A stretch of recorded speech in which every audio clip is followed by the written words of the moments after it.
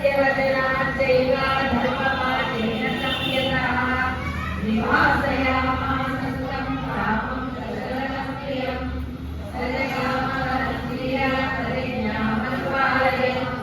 पितृवचननिर्देशात् कैकेय्याः प्रियकारणात् संव्रजन्तं प्रियो